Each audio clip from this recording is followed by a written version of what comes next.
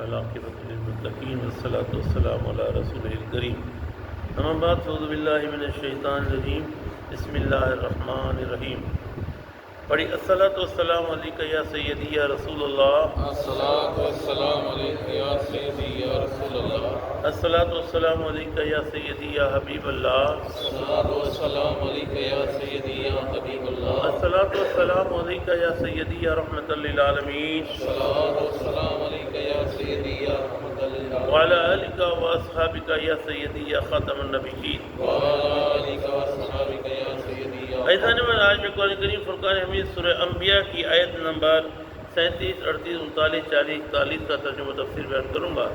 اللہ کے حضور ہر ذات کو صحیح بیان کرنے کی حق بیان کرنے کی توفیق عطا فرمائے، مجھے اور آپ کو سب کو قائم دائم رہنے کی توفیق عطا فرمائے۔ اللہ تعالیٰ ارشاد فرماتا ہے خلق الانسان من اجل، کہ ہم نے انسان کو جلد باز پیدا کیا ہے، ہم نے انسان کے ساتھ شخص میں جلد بازی رکھی ہے۔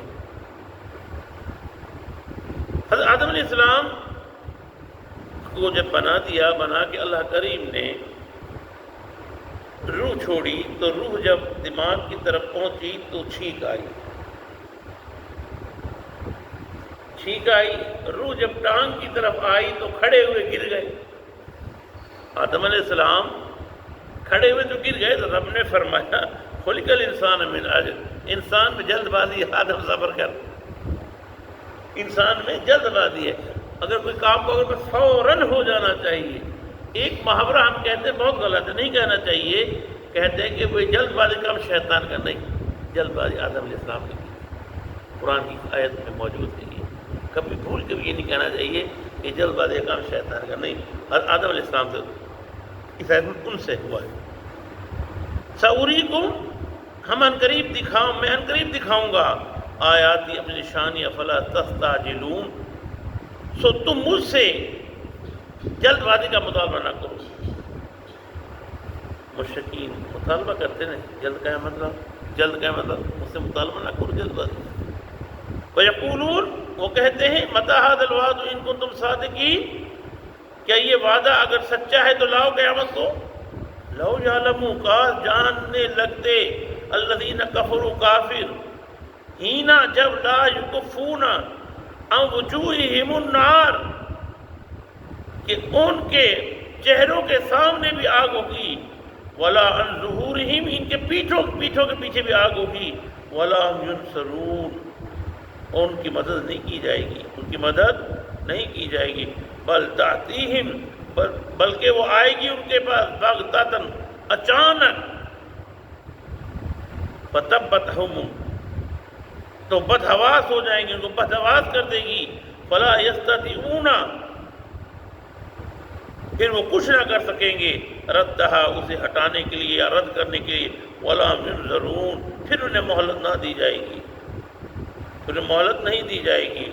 کہا کہ میں پڑھ رہا تفسیر میں اللہ تعالیٰ قیامت کے دن برملا کلام فرمائے گا، بات کرے گا، تو رب پوچھے گا ان سے کیا تمہیں میں نے نعمتیں نہیں دی تھی؟ یا اللہ دی تھی۔ کیا تمہارے پاس رسول نہیں آیا تھا؟ کیا آیا تھا۔ اب رسول جب آ گیا، رسول کے بعد صحابہ آئے، صحابہ کے بعد تابعین آئے، تبع تابعین آئے، ائمہ مجتہدین آئے، علماء آئے، امام چلتے رہے، سب بتاتے رہے، پھر اس کے باوجود وہ پھر گیا، تو رب فرمائے گا پھر تم نے توجہ نہیں دی، تم نے کیوں نہیں دیکھا، تم نے اس طرف توجہ کیوں نہ دی۔ وَلَقَدِ اسْتُهْزِئَ، بے شک مذاق اڑایا گیا، یرسلم من قبل، ان رسولوں کا جو آپ سے پہلے ہوئی، یہ مذاق اڑاتے تھے نبیوں کا۔ فَحَاقَ بِالَّذِينَ سَخِرُوا، پس نازل ہوا ان پر جو مذاق کیا کرتے تھے، مِنْهُمْ مَا كَانُوا بِهِ يَسْتَهْزِئُونَ، ان میں سے وہ تھے جس کا وہ مذاق اڑایا کرتے تھے، آج ان کو ان کی مذاق کی سزا مل رہی ہے۔ یعنی سامنے سے بھی آگ ہے، پیچھے سے بھی آگ ہے، دائیں سے بھی آگ ہے، بائیں سے بھی آگ ہے، آگ میں گھرا ہوا ہے، آج وہ چلا رہا ہے، آج کچھ نہیں ہوگا، اگر کچھ کرنا ہے تو دارالعمل میں کر لو، وہ دارالجزا ہے۔ اگر دارالعمل میں تم نے کچھ کر لیا تو دارالجزا میں بڑا مقام ملے گا۔ عمل کرنے کی توفیق عطا فرمائے۔